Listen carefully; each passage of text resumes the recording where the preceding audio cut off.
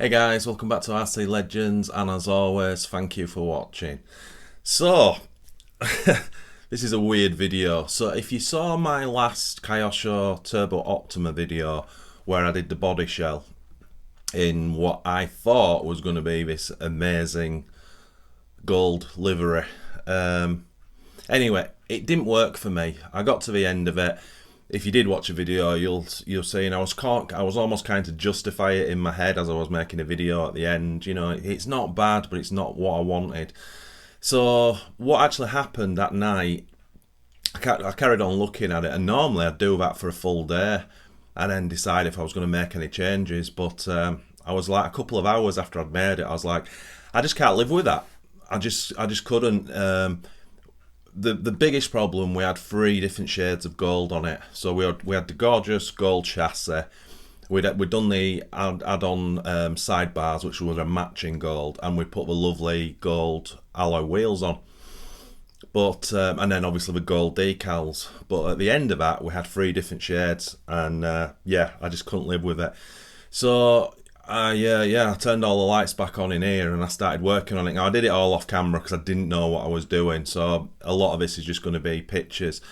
The first thing, my gut feeling was the gold wheels were too much, and I thought the car would look better if I put the standard kit wheels back on, which I did. Now, when I first did it, I was kind of staying away from that because obviously I'd have to take the tyres off, the Marwan reproduction of tyres of the originals, off the gold alloy rims, and that cracks the tyre rating I'd only done like 3 or 4 hours earlier. So I put some other tyres on first of all, put it on, and I thought, yeah, it looks better. So then I made a decision to take the Bridgestone tyres off and put them on the white wheels. Straight away the car looked better. I was like, okay, that's the gold wheels don't work on this.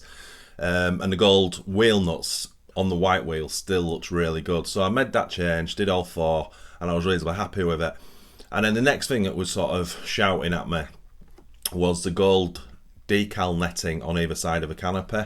So I thought, well, let's bite the bullet, we'll take one side off. So I did that, and I looked at that and I thought, you know what, it actually looks better without any netting decal on there, because the masking lines were good. So I debated for a little while, shall I just take those both off and leave the canopy completely open? And then obviously I had the kit black netting decals. So I thought, you know what, let's just try it.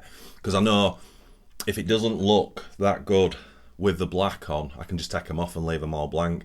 So I ended up putting the black one on, and that contrast of the black colour on the body, it did look good. So I took the other side off and I had the black on, and then that allowed me, I was like, okay. So the biggest sticking point for me to redo this body shell was I was really worried about, as you know, I painted the body white, and then I put the what do we call it, the Turbo Optima Mid block decals on the Turbo Optima Mid shell, and then I put the gold detailed sponsorship decals on top of that. So I was really worried that if I start to peel the top decals off, is it going to delaminate the block decals? Because if it did that, then I was stuffed. I'd just ruined a complete shell. Every decal would have to come off, and I'd have to completely start again. So that's why I was a bit wary of that. So I started peeling the number decal off the gold one, and it came off and it didn't leave any marks. So then I put the black one on, and I was like, all right, we can do this. So because I had the number decal and the window netting, I looked, and you could see the contrast just looked much better. So bit by bit, I took the sponsorship decals off and I started to add the black ones here and there. I even went with some of the option house, like the red ones, and I put a little yellow one above the front window. And I wasn't sure if those colours would match or not, but yeah, I just went through it all bit by bit. It took me a couple of hours because I had to be really careful taking the decals off in the first place. But yeah, I could see it all starting to come together, and then I had the finished shell, and I was like, yeah, that definitely does look better. But obviously the proof's in the pudding, as I found out earlier, that it all depends now when you sit the shell on the chassis if it's going to work or not.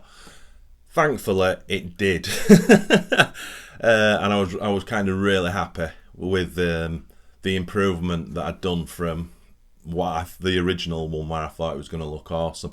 What I'll do quickly, there's just a 35-second video, so I can do it full screen for you. I've just gone through the pictures and like in a quick montage, so you can see the changes in real time on a bigger screen. It might make a little bit more sense.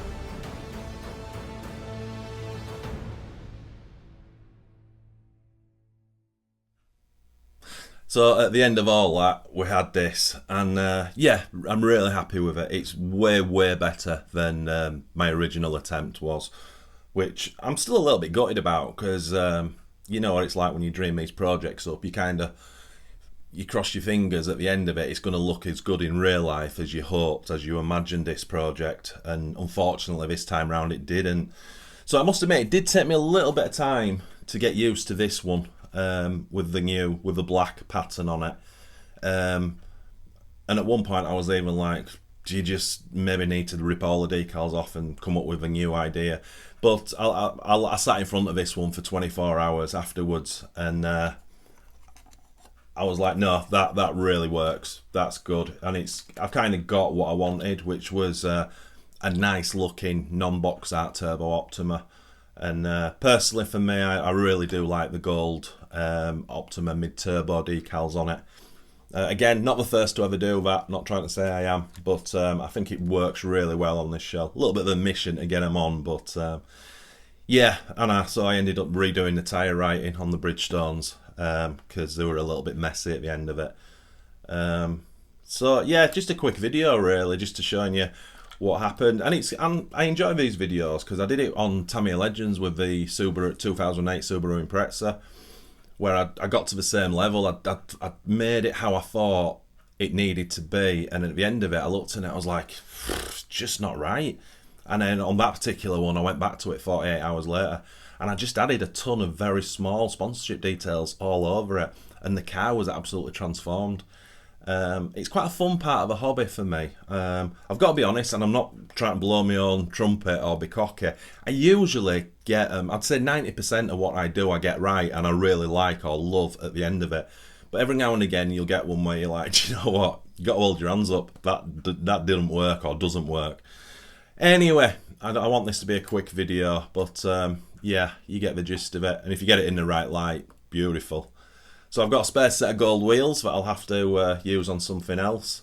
And I did want these for a future Salute build, Kyosho Salute build that I'm planning. I want to do in the future at some point. So I'll need to get another set of wheels, because these are definitely staying on this one.